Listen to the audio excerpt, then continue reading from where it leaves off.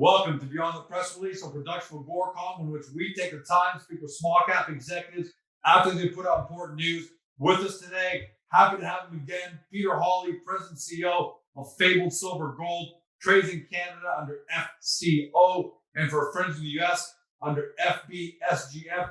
For those new to the story, but you're taking a close look because we're starting to see movement in precious metal, gold prices, silver prices right across the board because of inflation concerns taking place in the US, south of the border for us. Then you come to the right place. Here's what you need to know about the company.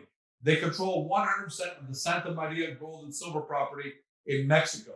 It's a high-grade underground silver gold mine situated in the center of the Mexican epithermal silver gold belt. What does that mean? Well, why should you care? That gold belt has produced more silver than any other equivalent area in the world for 500 years. And the mining-friendly jurisdiction of Parral, where the Santa Maria is at, has produced over 250 million ounces of silver. There are major multiple operators in the vicinity, specifically Grupo Mexico, borders right on the Santa Maria, and it already has a silver equivalent, 43101, of 3.2 million ounces indicated, 1.1 million ounces inferred. But they're looking to add to that because over the last year they've conducted two types of drill programs, above and underground, targeting previously untested areas that they believe to contain further mineralization that will add new ounces to the current 43101. The good news, both programs have demonstrated high degrees of success, with the above ground program defining a new high-grade gold system within an area that was previously unknown mineralization. The underground program was successful in locating the various types of mineralized sources responsible for the high-grade ore encountered. So it's been a great symbiotic there. Collectively, the two programs have vastly improved Fabled's understanding of the entire mineralized system and how to target mineralization. And that's what we're here to get into a little more detail about. Peter, welcome back. George, you did such a great job. I don't have to say anything now. And that's a wrap. Anyway, hey, did I earn my Fabled? Oh yeah. And you did well. Yeah. I figured, I might as well put in a little extra work and you sent me a great hat too, but it may not fit on the screen, so I didn't want to push my luck. But you put out some recent, you continue to put out news. The last piece of news was November 16th. You keep having great drilling success, and I think what we want to do is talk about, how successful the drilling how successful that's been. Talk about the difference between exploration drilling, definition drilling, and where you're going to be in the next 3 months. If you're okay with that, I'm going to share our screen. So give me a moment, everybody at home. Let me just float on down here.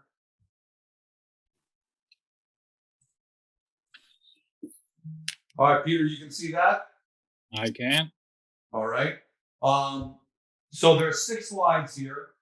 You're going to kind of walk us through what's happened, and then where do you think because I know you want to talk about what you might be doing the first quarter of 2022, and then for the rest of 2022. So I'll give remote control over to you here, and you can kind of walk us through, so give everyone a good description of what's happening. Okay, so why we're taking this format is I just want the people to realize, or the shareholders in the company or potential shareholders, is we started out looking for an epithermal high-grade vein structure. Originally, they thought there was 2 veins, Santa Maria Dos, and that was it. And you follow those. And I want to talk about what we really know now, what we've discovered.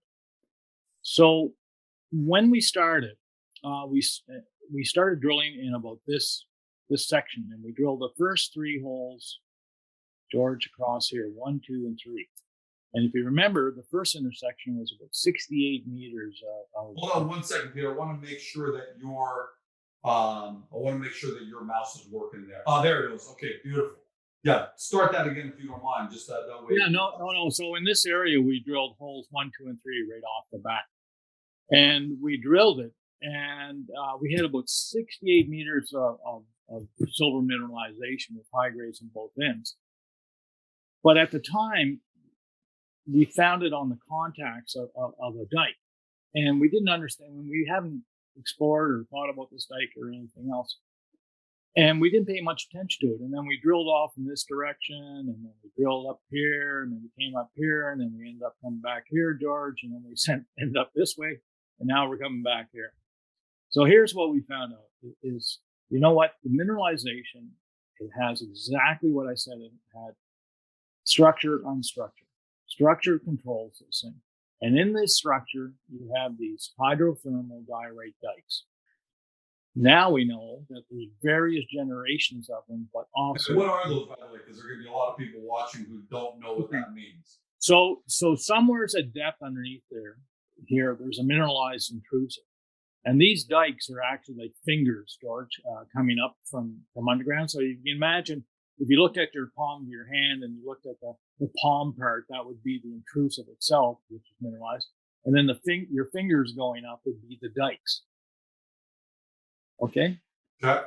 So we started drilling. We went around the property drilling, and over in this area was hole 20, and hole 20 was the gold discovery. And then we marched across this way. Is that some? Because I don't think your point is working, so I don't want to interrupt you, Peter. Oh, there you are. Okay, good. Go ahead. Yeah, I think I just have to keep it activated a little bit once in a while. So we started drilling over this way and hit the gold domain.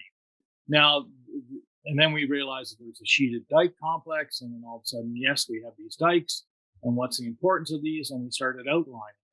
And then further underground drilling and everything else tied in this set of dikes. So you have a dike going this way, which is mineralized, causing the mineralization, and you have a second dike going this way. Now, if you look throughout the property and start looking around, what we're seeing vein structures and breccias up in this area. We're seeing north-south structures. You can see this big swarm here, and you see all these veins coming out, radiating out of this one core in this area.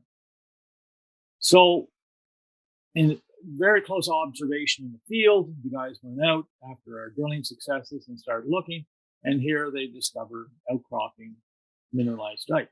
And then over in this area, they went and again. Show me that with your mouse, if you don't mind. We're saying in this area. Right? Okay, perfect. And again, they found the outcropping of the mineralized dike. So that took us into drilling it on the exploration program. And as we drilled it, George, we got enough data into it that we could actually model it. So this is the dike model over a kilometer. And it's 400 meters deep and 1 kilometer long so far. And this now, relatively speaking, for people who are new, is that a really big area there? 400 meters by a kilometer? Yeah, it is, and open in all directions. The thing to note is that this mineralization you're looking at here, if we go back to the other slide, is actually what you're looking at right here. Okay, great. Only, okay? And the main resource is right here, George. So we're looking away from it. So this piece, it looks like a big wad of bubble gum. I was about to say, it looks something like that. What are we looking at there? Yeah, that's what it looks like. So it's the dike and all the different shapes it takes and everything else. And you see the drill holes coming down here and piercing it. Now that we know the importance of this mineralized dike, we went back and we drilled holes 1 to 36 were exploration holes, which ended up us evaluating these dikes and recognizing them, and of course the gold domain and everything else. And then the recognition that, you know what, these dikes and along the edges of the dikes, you have breccia zones, which are mineralized much higher grade than the dikes. And then also you can have breccia zones in the dikes. And sometimes on the breccia zones, you'll have quartz veins. And realizing that made things a lot easier. So if we go into this slide, and this is the gross value of the rock. And it's gold times silver times the width. And this is contoured into continuous grades. And if you look in this area, this is our gold domain that we found, and we'll be reporting more holes around this area in a very short period of time. But you can see these plunges coming down. If you notice these trends this way, this is the dike, George. This is the dike. This is the dike that's going northeast, and this is the dike going pretty well east-west. So if I go back to here, the one I just showed you here, if you can see that, Yeah. good, is this. Okay. Right. So what does that mean? We're not doing infill drilling in the thing and everything else, but realizing that is how much success have we been having? If we go to the next slide, the red box here refers to the resource that you mentioned that we began with almost a year ago, George, approximately 4 million ounces. It was right there. Here's the addition of mineralization from the dike, which I just told you about, and then the dike going westward, and then the gold plunge coming this way. The definition drilling that we're doing is we're filling in these gaps, such as in this area, filling in gaps in this area. We're going to be filling in gaps in this area and filling in a couple of little gaps over here. Because up until now, you're just trying to define the size of this or the dimensions of it. You weren't looking to get real short intervals. That's correct. That's correct. What I want to see is I want to see the bigger picture. Does the total mineralized section, is it from here to way over here? Or are they shoots within it, within a lower grade domain, or how is it? These color contours that we're using, which the hot spots, of course, are the red, the highest values. You can see that there's quite a pile of them starting to develop. And the only reason why, George, it changes right here or whatever, is just because we don't have a drill hole in here. It's just lack of drilling. And I think hole 46. I think that's hole 46 that we're supposed to drill in this area right here. So what we're trying to. Yes, it's 46, SM146 in process. Yeah. So we're trying to fill in these gaps, and the only reason, and we just haven't had drilling, so we're trying to fill that in and then work our way down here and fill this in, and that way get a good idea of it. Before we go to the next one, are you happy with, you said you're trying to define this to see what you got, big picture. Are you happy and pleasantly, you and your team happy and pleasantly surprised by how much you found outside that initial red box? We have very, very happy, but you got. I guess what's interesting, or what we're happy about, is we know what the controls are now, and the controls are the dikes. And so, if you see a dike or you hit a dike, pay attention to it, because that is a conduit for mineralization, and we keep seeing that, and that makes things much easier. And then on top of that, George, the dike rock is hard as bullets. So as far as down the road, if you were ever to mine it or whatever, it's very good ground for drifting in underground. So you can kind of see, if this box right here is 4 million ounces, this area all around it is greater in volume, so you'd expect it to be much larger. How about from a density point of view, from an intensity point of view, is the surrounding area consistent with the original 4 million ounce area? It's an extension thereof. And the interesting thing, if people had noticed, on the 28th of October, we had our voting on the copper spin-out, but also our AGM, and we had a new director come on board.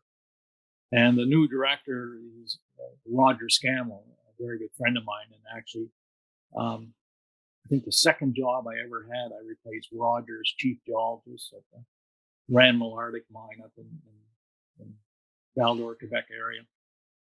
My wife's known Roger longer than I've known Roger. That's over 35 years, so that's a while. But anyway, Roger was the head of Teck Corporation for Mexico, and his claim to fame while being in Mexico was, the El Limon gold deposit down in Guerrero State and the identification of that big belt, which now today is a major gold area. And then on top of that is the no one thought that because of the age of the rocks in Mexico, that the rocks were too young and you couldn't find these big volcanic massive sulfide deposits. And Roger and his team, under his direction, they found the St. Nicholas VMS deposit, and that was 72 million tons. That's a big boy. So he really knows the stuff. And going through this material with Roger and talking to our project manager and our guys down there, we've come to realize, and it's just, I guess the other chaps never caught on or whatever, is they said, yeah, we remember drilling these dikes, but we never paid any attention to these dikes. And I said, yeah, but what about the breccias that you get mineralization on the sides? Well, we never paid any attention to that. We were looking for this. And they said, now we understand. Wow, it was right there under their noses the whole time. Yeah, yeah. So what does that mean, the identification of that stuff for down the road? And going to the next slide, this is where it gets kind of cool. So now that we know about these dikes, and hopefully you can see my cursor working. Okay. So here's the northeast trending dike. Here's the deposit here. And here's this big dike here. Okay. Oh, try your mouse again. It wasn't working on that time. How's that? It's working? Yeah. Okay. So we have this dike here trending kind of north or west northwest. We have this dike northeast. Now, right here, if people can see this on that line right here, this is a very young basalt, and it sits on top of all the other rocks. So this young rock sits on top of this green rock. And so we can't see what's underneath here. But look at this. Right in this area, and we've drilled this, we had hole number 11 hit this structure in our exploration drilling. And on surface, we have various silver values. We have a northeast trending dike. George, there it is. Look at that. Yep. It's pretty clear today. Up here, and people have heard me talk about this in the early days, we have this big north-south fault, and it's coming down through the property. Now, if I was a betting man, I would say that this comes down all the way down to here, and this was joined at one time, and this thing moved this part up here. Instead of this coming out here, it got moved a little bit up to here. And we can see the veining and everything else. So this target is wide open. We don't know how far it goes this way, George, or anything else. This target is wide open. We don't know how far it goes this way. We have these other veins here. We don't know what those are doing. We have this, what we call the northern. You got about 21 veins you want to still take a closer look at, right? Yeah. So we took a quick poke at them doing our exploration program, and yes, we found out we got values in this.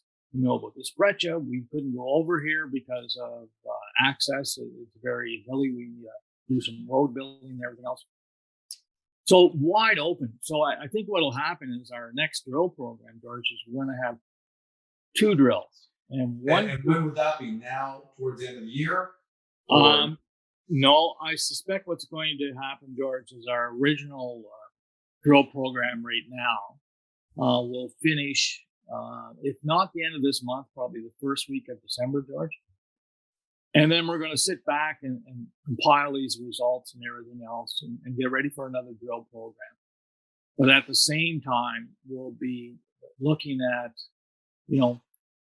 how much did we gain by our drilling in this area?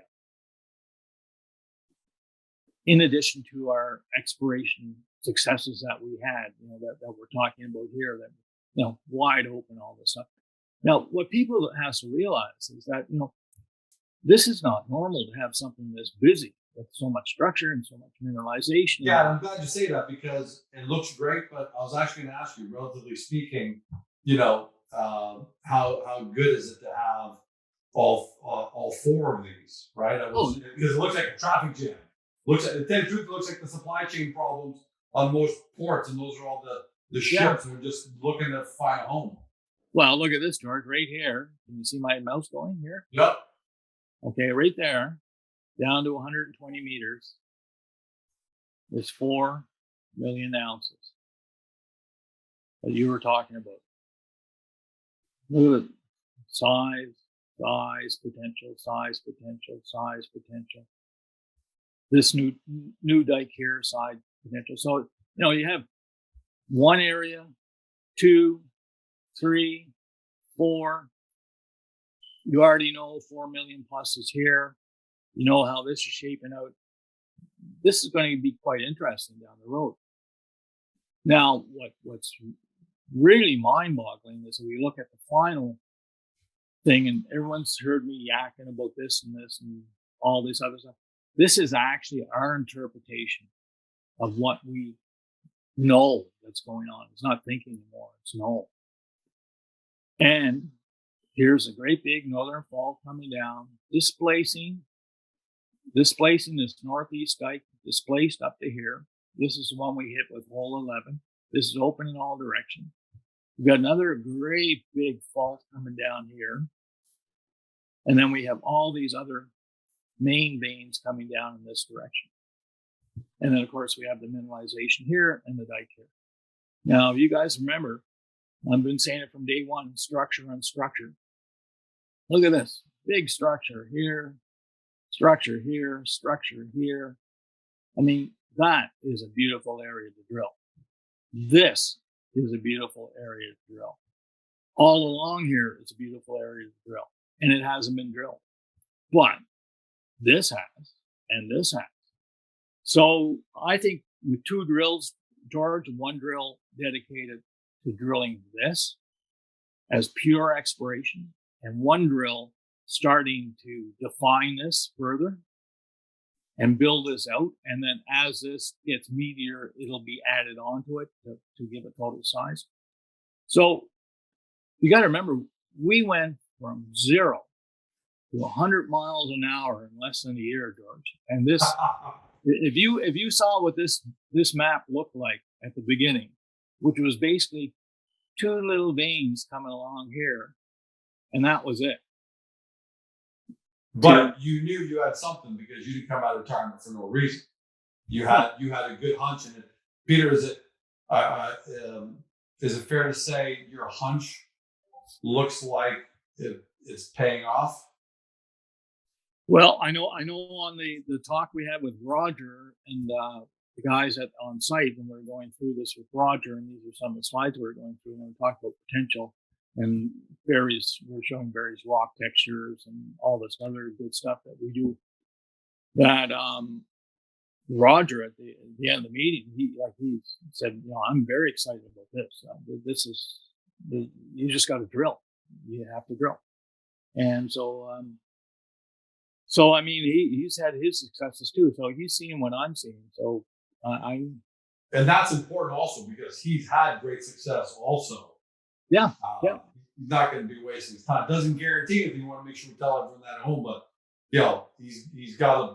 he's convinced that this is the right place he should be drilling. Yeah, it's very nice to have confirmation from a peer or a respected peer that you have something really good here, type of thing. George, so you've done a lot of drilling up for the last year, and I guess it's going to be a bit of a pause here before you start the next program. Do you have enough to maybe update the resource estimate and come out with a new preliminary number, knowing that you're going to be doing more drilling in 2022? Yeah, that I think we do, and we'll be looking at that internally, just to make sure. Because of COVID and everything else, we've actually had a QP, a qualified person. So in other words, a geologist or whatever, that's a professional geologist on the property already, who is a third party and a resource specialist. And he has done all of his due diligence on protocol and visiting the drills and surface and underground and core logging facilities and pictures of core and specific gravities and assay results and duplicate, all these things that you do to say it's real. And that went on for 3 or 4 days. So that's been done in case we do want to go that way. But we're just going to see, what the last part of this drilling brings us, because we do have more than enough money that, if we want to drill another 2 or 3, 4,000 meters, I could keep drilling if I want. And actually, I was going to ask you that, but first, so I want to finish off my last point. If you become out with something new, do you have a ballpark when you might come out with an updated resource estimate? It would be fairly fast, because the author of That's right. the author for the new report is the same person that wrote the resource section that you referred to in the report for the transaction last year. So that 4 million ounce database, he has that already. So he's just got to add, he's just got to add 15,000 meters of drilling to it or something like that, and then remodel the whole thing, come out with a number. So he can come out with a number pretty freaking fast. I mean, we keep track of our numbers internally from our own modeling, but we're not an independent third party, George. So we Yeah.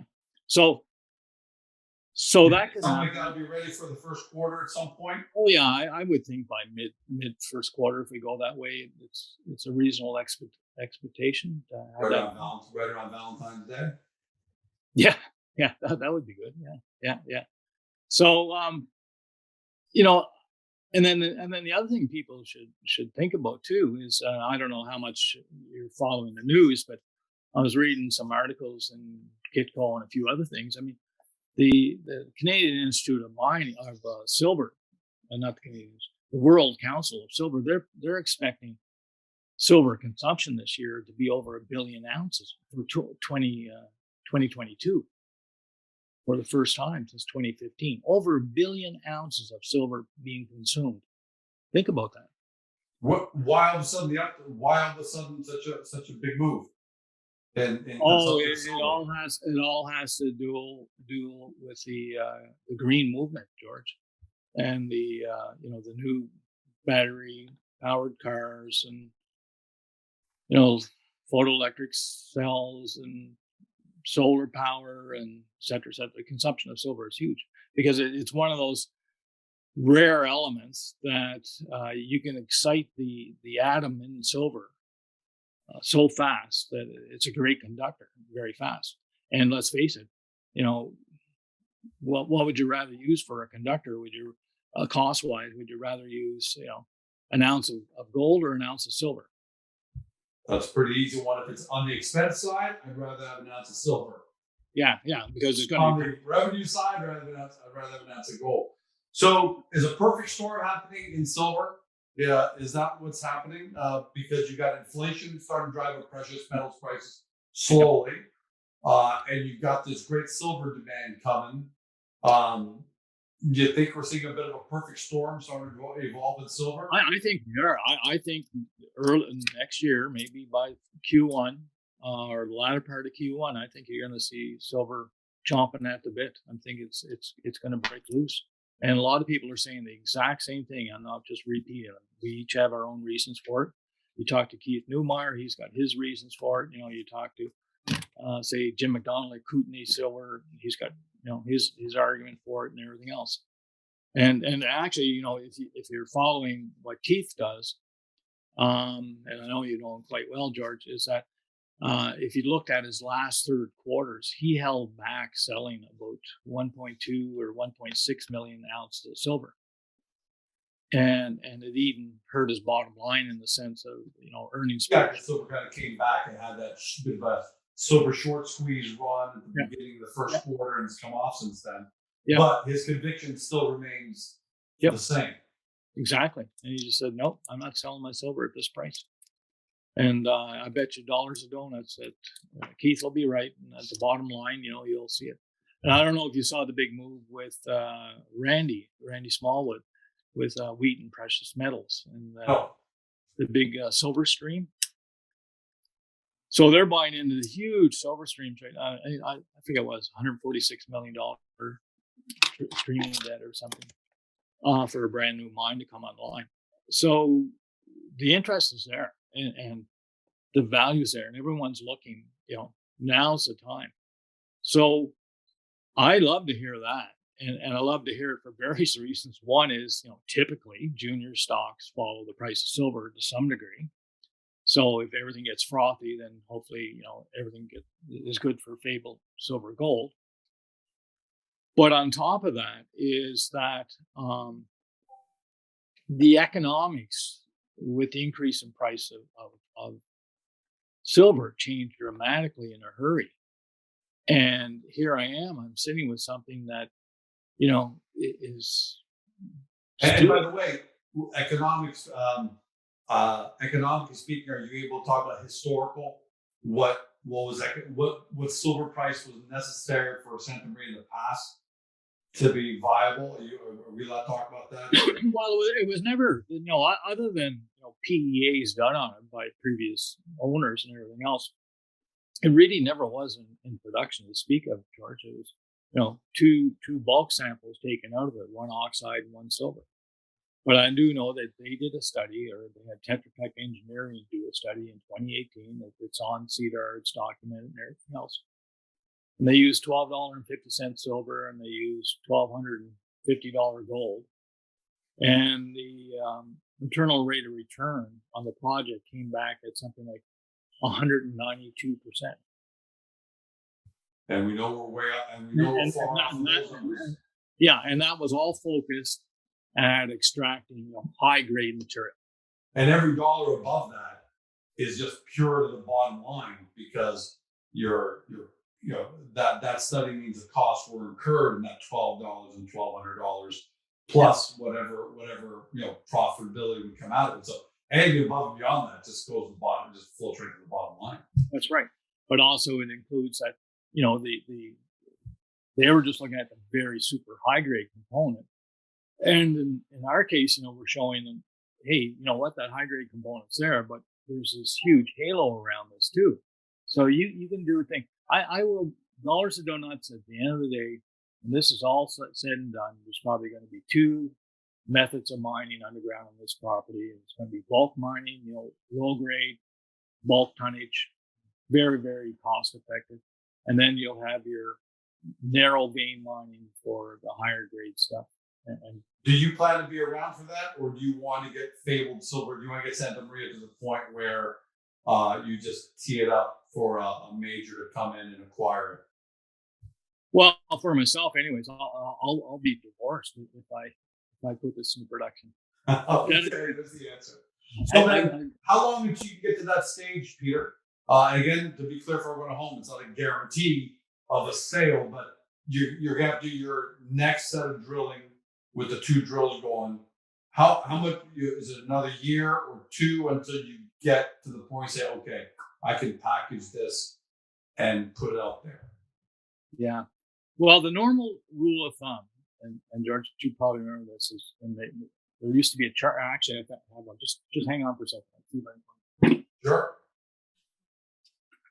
And Peter disappears, and he's back. I was actually going through some old files, and I found this now. Now you won't be able to see it. If you right there. Yeah, we can see that. What are we looking at? Okay, this is the famous chart of you have an exploration company, and it's taking off, and the stock movement with it, and then all of a sudden, I got something, now I got to permit it, and the price goes down, and then are they going to get the permits or not, or whatever? And then they finally go into production, and it starts climbing up, et cetera, et cetera. So that's the classic share price cycle, as they used to say. So there's that first wave of everything's going great, and then the second wave, which is not patient with it, and then that next even bigger wave when it starts to really come home. Yeah. So what the people should realize that also in the normal rule of thumb, from exploration or discovery to production, if that's what the deposit has to make it work, it's usually 7 or 8 years. So, we're 1 year into 7 or 8 years. And I'm not trying to make an excuse for anything, but I think what will happen is next year, when we're doing our definition drilling, And then we're also doing our exploration drilling. Is that exploration drilling is going to tell you, it's going to say, wow, those circles that I had, George, those 4 circles up to the east and up in the north side. Yeah. If they start giving you some joy, then all of a sudden, you know what? That turns into definition drilling on those, and et cetera, et cetera. So the multiples become, and if 1 becomes important or 2 becomes important, well, you know what? That just changes everything for various things. And you got to, how do you link all these together underground? Are you going to drill? Are you going to have 1 tunnel underground going, snaking all over the property, or are you going to have various portals popping in and out of the surface, et cetera, et cetera? Not a bad problem to have, mind you, but there's a lot of things. So I'm very excited. I think it's going to be great, and I think it's the right time, right place. I think the shareholders will be well compensated for the faith in the company. I know our guys working in the field and everything else. I mean, it's been a year. They've been going flat out. These guys are getting tired. This is 24/7 for a year. You get anybody's not Superman anymore. Yeah. But overall, finishing with this, you've been really happy with what the year has generated. I like to see more hits and bigger and better and everything else, or every hole give me silver from top to bottom. I would love that, but that's not reality. No, of course not. But on the reality scale, how happy are you with what you guys have been able to discover through all this drilling? Yeah, I'd say on a scale of 1 to 10, George, I'm probably about 8.5, an 8.5. Ultimately, if we do a resource that is vetted by a third party, and the 4 million ounces grows exponentially, I'll be even more happy, because it's verification of not only what we see, but here's an independent person coming out and showing you, saying, hey, according to all the rules, this is what's there. And so we're off to the races. So I'm very happy. It's been a very busy time, because as people know or don't know, I mean, we're going like crazy with Fable Silver, but on the same side, we're going like crazy with Fable Copper, and you're dealing with the British Security. And we didn't talk about that. We'll talk about that next time. But that's going to be a great thing for everybody as well. Well, the funny thing is, and I had no intentions of this when it all began. It just kind of happened, George. But if you had to pick 2 metals that are going to be in high demand as part of this green revolution, it'd be silver and copper. And it just happens that we have both of them, and pretty exceptional in both of them. So it bodes well. We should call it Fabled Green or something like that. Well, the conglomerate may be at some point, that's for sure. But in the meantime, if Fable Copper can have the same, on the ground, underground, but I say on the ground, on boots on the ground success that Fable Silver Gold has had, then Fable Copper is going to be in for a good couple of years as well. And we can't wait to hear more about that, because that's not going to be too far away. No, I would expect, early in December that we'll be off and running with Fable Copper. And at that time, our website will go live. And, of course, we'll be informing the public of, what we've been doing all this time this summer up in the mountains where I've been hiding. So you and I are going to be talking about copper sometime in the first 10 days of December. We'll be back on here again. I would say there's probably a very good chance of it for some reason, George. Yeah. All right. Well, looking forward to that. But in the meantime, Peter, thanks for taking us through this, because, Santa Maria's spawned so many tentacles and so much going on that to just talk about it doesn't do any justice anymore. We got to help people visualize it. And that's why I'm glad we did this, to give people visuals. Yeah, and that was the purpose of taking this approach, rather than talking directly about one news release. I want people to realize the difference between the exploration, definition drilling. What has this drilling told us, from the beginning to where we are now, and then fair to lead too. And I think, you know, I just tip my hats at all the guys to get us here, you know, in 1 year. It's well done. And as shareholders, we tip our hats as well, Peter. Can't wait to have you back. Thanks for taking all this time out to really walk everybody through this, because I know people are either going to watch or going to listen by podcast. They're going to be, you know, they're going to be taking you for a walk right now, right? They're going for a walk, and or they've already finished their walk now. That was a great overview by Peter. We appreciate it. So does that mean I have to send you another shirt or something? No, shirt is done. How about a nice winter jacket? That would be good. And if you do that, I'll do the next interview from my backyard. That would at least I could put to good use, because I'm doing here, I'm gonna melt. Yeah, I don't know if the budget will allow that, George, but I can get a squeegee and go out in the street there for you. Yeah. Hey, I'm happy with this. This is gonna become a collector. I'm gonna get you to sign this one day right here. You know, and I'll keep this, and I'll say, back in the day, you know, when the story was just coming out, we were there with you guys. But thanks, Peter. This has been awesome. Yeah, great as always talking to you, George.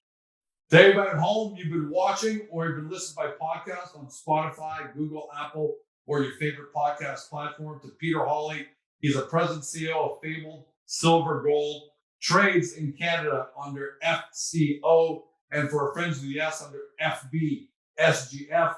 For those who are new to the story, because you're seeing what's going on with precious metals prices and copper, and you're hearing about Fabled Silver Gold, you want to do due diligence. 2 ways to do that: get to the company's profile in the Agoracom, where we neatly lay out the story for you in summary format, so you get a good 1,000-foot view of the company. And then from there, you can see right above Peter, FabledSilverGoldCorp.com. Go there to do your deep dive due diligence, because if you believe in the green economy that's coming, if you believe in the role that silver is going to play and that copper is going to play, then you've got to do your deep dive due diligence. Just don't say we didn't tell you so. Thanks for joining us. Have a great day. See you next time. Hey guys, this video is over, but don't forget to help your company by liking it and even leaving a comment below. And then don't forget to help yourself by subscribing to our channel and never missing another great Agoracom small cap video.